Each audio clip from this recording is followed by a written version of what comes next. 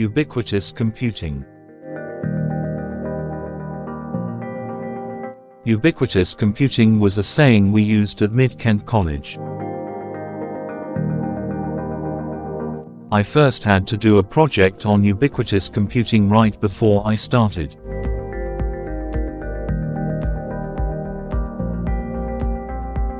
It wasn't a documentary, instead it was homework describing computing in our daily lives.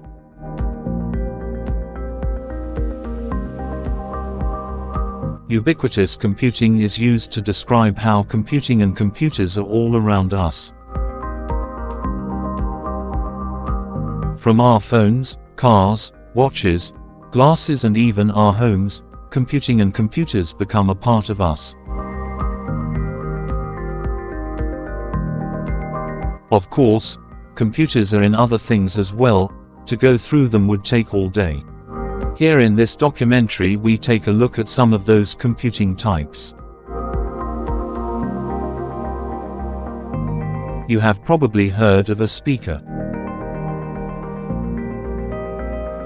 Today the innocent-looking speaker has so much more, and as you may have guessed, a computer. A speaker nowadays can do so much more than they used to. They can go online to stream music, and if they have a screen, can go on sites like YouTube or even watch TV. Such speakers are called hubs, though different manufacturers may call them different things, respectively. Today we take a look at hubs and, as it turns out, how accessible they are to visually impaired and blind people. We start off with a trip to my local hardware store again. This time the trip was planned unlike the other capstone trip. The Google Nest Hub is one ubiquitous computer. It can go online and stream TV as said above, but you can also stream what is on one device to the Nest Hub.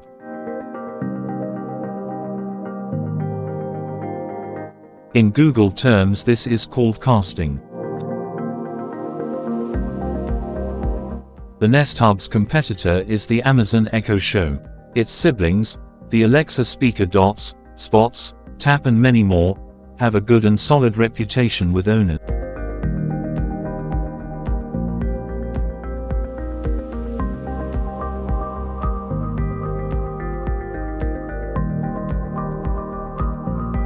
Go to the Google Nest first. Yeah. I think that's probably on the way anyway. Yep. Christmas tree. Wow. Actually, is there a cashier there or something, or a customer service desk? I mean, as a customer person, do you want to talk to them? Yes, please. What about? I wonder if I do the... The Google Nest speaker is not bad for what it is. Actually, we could say it is close to Alexa quality, especially the second general. The Google Nest has an impressive sound and impressive bass. The Alexa has the same, although if tuned properly, can deliver phenomenal sound.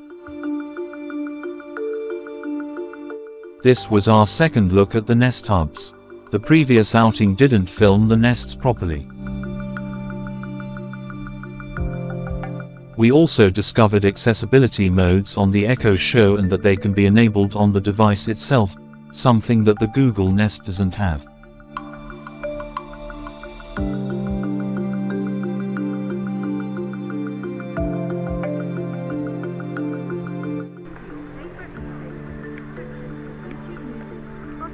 Hi, I'm the Google Assistant, and this is Nest Audio. Good. With great sound. There's now. You can say, "Hey Google, play music by Shaka Khan." There you go. Rich bass and crisp vocals fill the room. You can pair it with a second Nest Audio for stereo sound, or easily group your Nest speakers and displays to create a Hi, I'm the Google Assistant. And this is Nest Audio, the helpful speaker with great sound. You can say, "Hey Google, I like the play dock, music by actually. Shaka Khan." Yeah, I generally think that is a demo thing. Yeah, it looks as though it belongs there though, doesn't it? It does, but I generally do Think think that it's a it's demo just thing, a demo.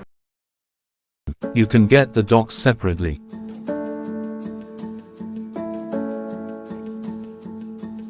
We saw some on Amazon and genuinely believe that the dock belongs to the Nest speaker. It just looks that way. The Nest and Alexa speakers have the following differences. The Nest speaker has a mute switch compared to the Alexa, which has a mute button.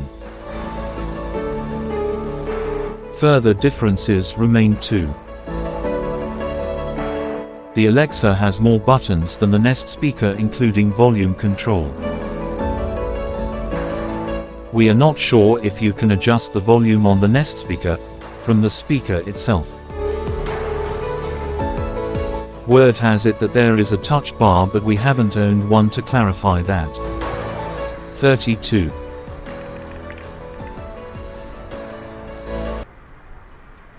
Google Nest Hub Yeah, I think Max that with the could do with Google like a Assistant talkback built on in. it. Yeah, You I enjoy don't think there is a videos talkback on it, anywhere, sadly. anytime. No, Google, vocal. play a Yeah. dinner party Hey Google playlist anyway, on so you wouldn't YouTube need to Music. talk. You probably wouldn't, check out no. this dinner party playlist on YouTube It's going to be Music. more of a vocal thing, which, for visually impaired people, is possibly a good solution, isn't it? Sort of, yeah. Although if the touch screen is interactive, then you Yeah. would have thought there'll be some sort of accessibility Talkback, to it, yeah.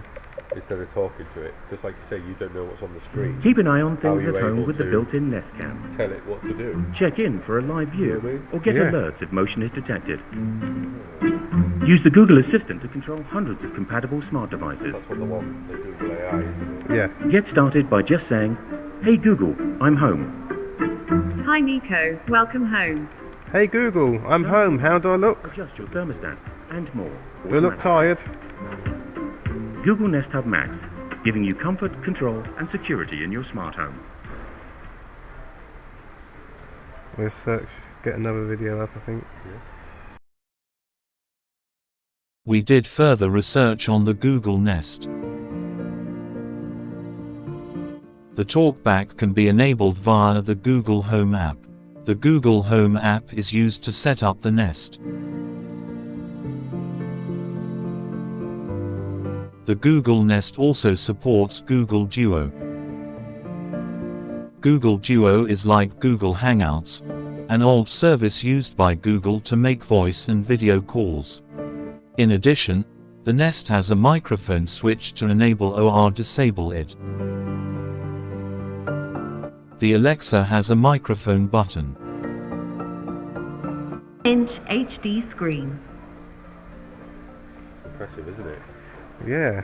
Just wave to snooze. Oh, And with wow. sleep sensing, you can see how well you've slept. Get insights and recommendations to help improve your sleep. Oh, that is great. Yeah, it's got everything on there, isn't it? Yeah. You just have to wave your arm in front of We now move on to the Echo Show. Echo Show is a speaker done by Amazon with a display, just like the Google Nest. The Echo Show's screen is more embedded rather than ATACHED like the Google Nest. We discovered that the Google Nest has better graphics than the Echo Show, a surprise.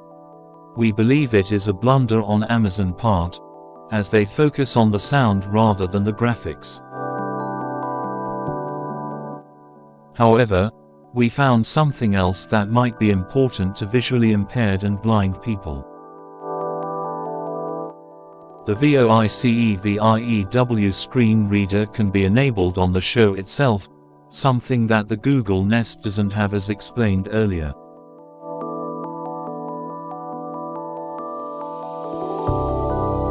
which is a bigger screen. Alright then, so we can go and have a look at the Echo Show 8.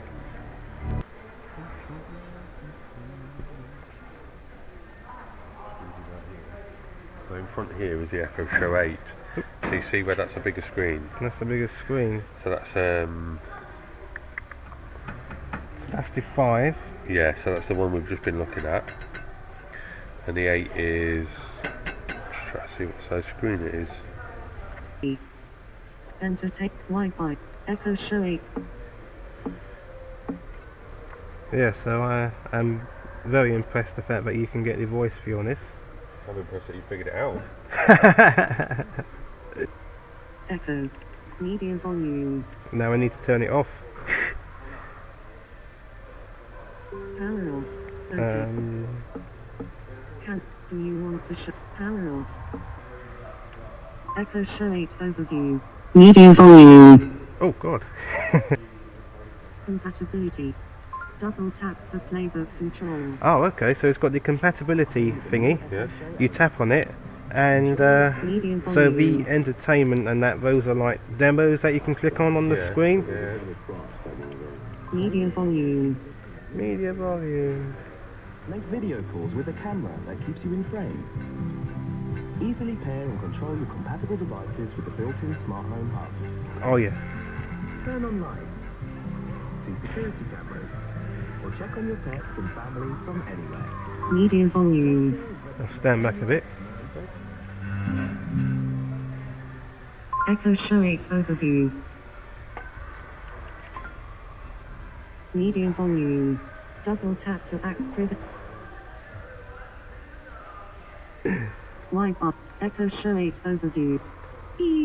We will leave it there with the Echo Show. Some conclusions. We recommend the Google Nest as it has better graphics. The sound is not bad and is close to Alexa quality. You could probably live with a Nest no problem. In the film we did say how bad the Google Nest was in not having Google Talkback. This was our mistake and much of that criticism has been left out of the film. You can enable Google Talkback via the Google Home app as said earlier, to use your Google Nest in an accessible way.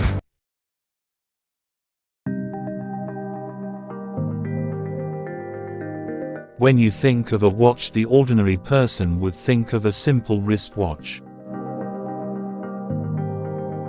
For our generation you will probably think of smart watches, a watch which quite simply has a computer on.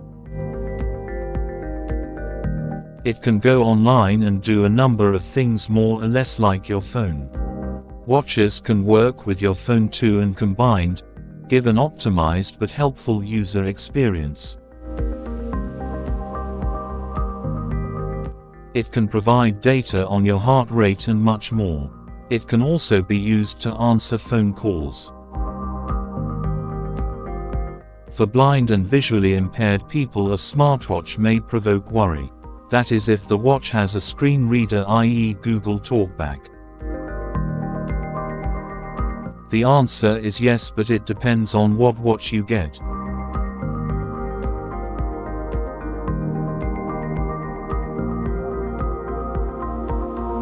More on that later. Here we go. We arrived at the accessibility on smart watches.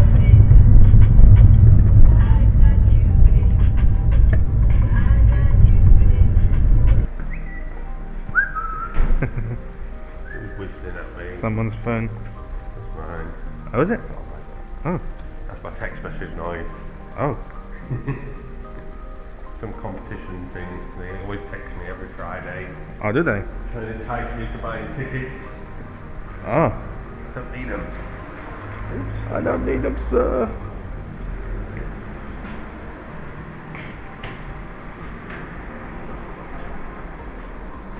I think this one's working. Oh. Just a little.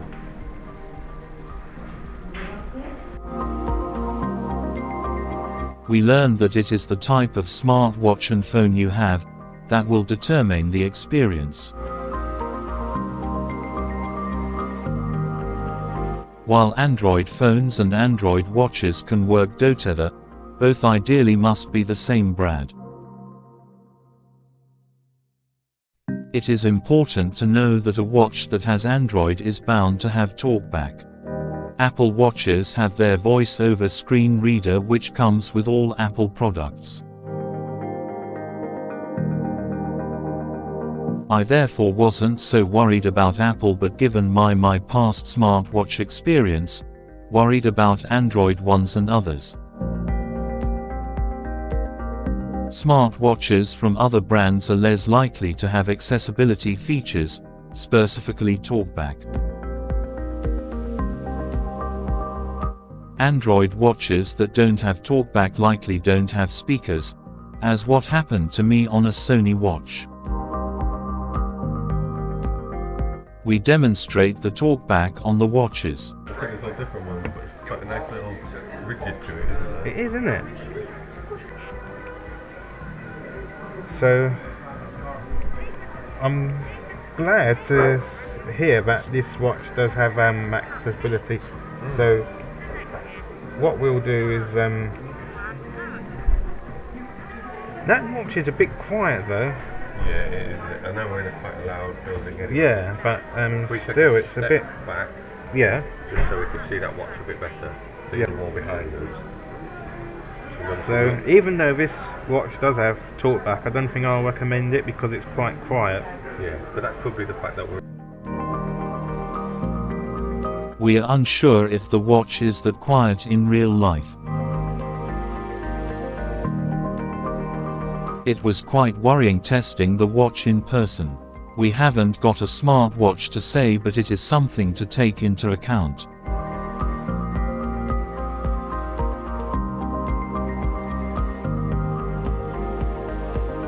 Volume button also.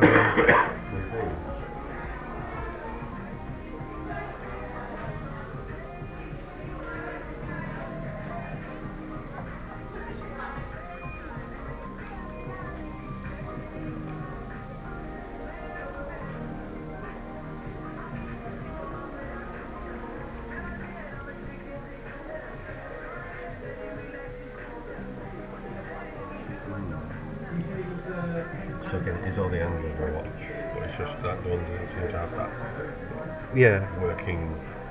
Well, the talkback is working on this. Is it? Yeah, I can hear it vaguely. I need to find a way of increasing the volume. Yeah, maybe that could be set within the actual watch settings. Yes. But there must be an actual volume. Yeah, there is an actual volume button there.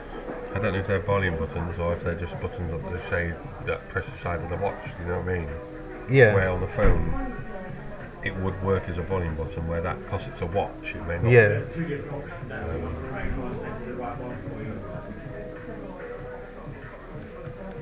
If we go skip, Yeah. You might need to double tap on that to... Yeah, there we go. So yeah, maybe the settings could be adjusted on the watch itself, as you say. Yeah, like I say, we're just trying to watch like a demo out, I think. Yes.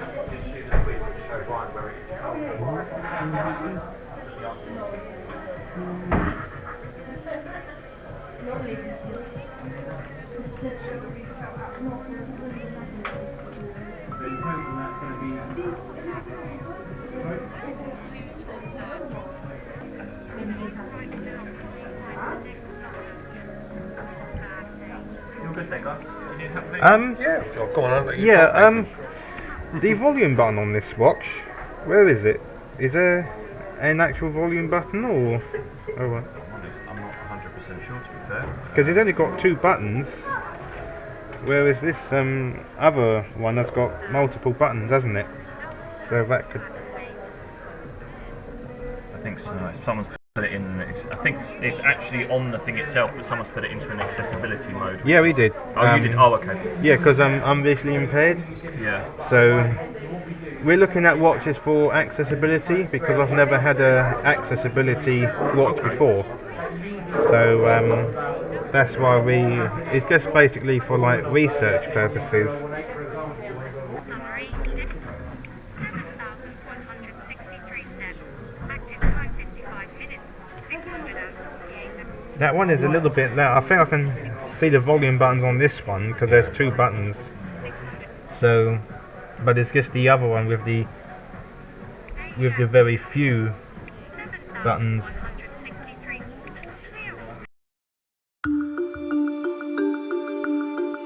We We found it shocking that the watch didn't have volume buttons. You can adjust the volume through your phone, but you shouldn't have to use your phone all the time. We did see some watches with a knob that doubled as a knob. Our theory is if you can get the knob to control whatever you want or volume, you can adjust the volume that way. Oh wow. Thank you. Thank you very much.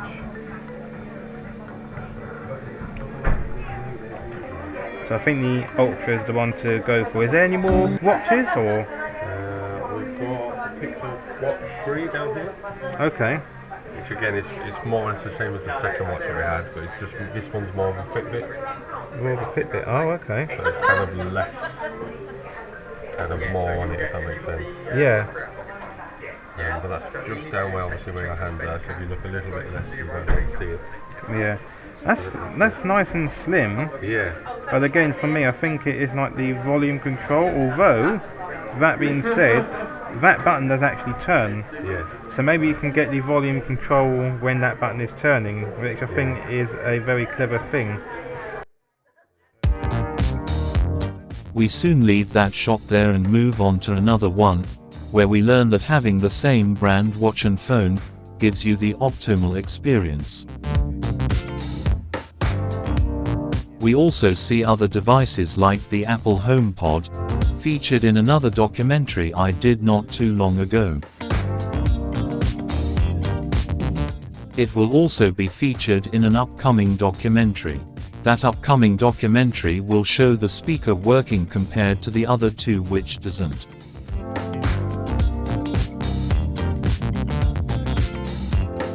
We're looking at your smartwatches. We have seen a couple with a very few buttons, just 2 buttons, and we were concerned about the volume control. So can you control the volume from the watch itself?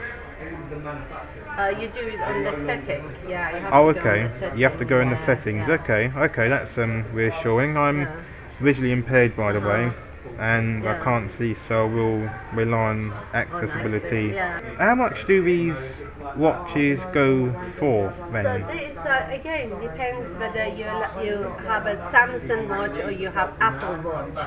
Depends what phone you've got. If you want to be connected to each other, then Yeah. you get the one that what phone you got. For example, Well, if you've yes. got iPhone, then Yes. you have to go for Apple watches. Yes. Well, I've got an Android one, and I think my Android one soon would be paid off. So say if I were to get a smartwatch from you, can I just get the smartwatch, or do I need to get a phone from you as well? Yeah, you have to get a phone as well. You have to get the Because phone as well. If it's not on the same network, then you might not. For example, Samsung, I would recommend you to go for a Samsung phone because then everything matches. Because I have got a Yeah. Samsung phone already. Yeah, so you can go onto a SIM-only contract Okay. and then add a watch to it. So how much is a SIM-only So contract? it depends how much data you require. It can range from around £17 to £25, £30, depending on amount of data you require. So that's a SIM-only deal. Yeah. So what if, for example, I were to get a phone and a watch from you? Would it still be the £17, or And if you want a phone, then that'll be a different tariff. different tariff? Yes, So what it's sort a of phone. tariff are we looking at? Again, depend which phone you go for, because with O2, you pay for the phone as well as you pay for the airtime. For the yes, Yeah, for example, this is quite an expensive phone. this one, Yeah. Yeah. It's a Samsung Galaxy Z Fold. Fold. So Yes. you're getting, you're looking around £69.13, but Oh, wow. that gives you 30 gigabyte of data. 30 gigabytes of data. And what about this? This is the Flip, isn't it? That's a Flip. Yes, so what are we looking at for this? Again, that is we're looking the same price, 63.31, but you're getting unlimited data. So you have different packages. You choose how much data you want, then the price. That's why it's not one price for one phone. You can't really turn the volume up on the watch itself. Google, no, we have the Apple one. The Apple, what is Apple's version? Yeah, it's the other side. The other side, is it? Yeah. I'll take the volume, yeah.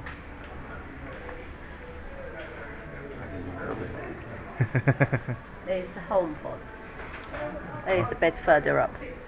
There. Oh wow! I've never come across those before. So what are they called? HomePods they call them. HomePods. It's for Apple, yeah. Oh wow! HomePod Mini. HomePod Mini. Yeah. You'd obviously need an Apple account for those. iCloud. Yeah. Oh, you learn something new every day. Oh, you can ask Siri. You know, like we do Alexa. Yeah. Hey Siri, what's up, Doc? So, have any more HomePods or No, that's just that. Do they do them in colours? I suppose, I don't know. I didn't see them. No, I didn't see them. So this is another 10-inch tablet, is it? It's an iPad, yeah. iPad? Yeah. iPad 2? That is a 30, it's an iPad 10th generation. 10th generation. Yeah.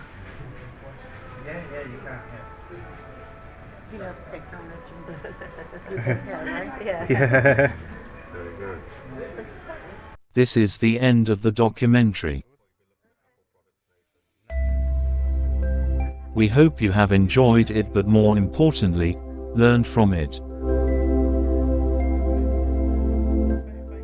We also hope you know what products are accessible or not, and you can rest assured know your next product will support you through whatever you are doing.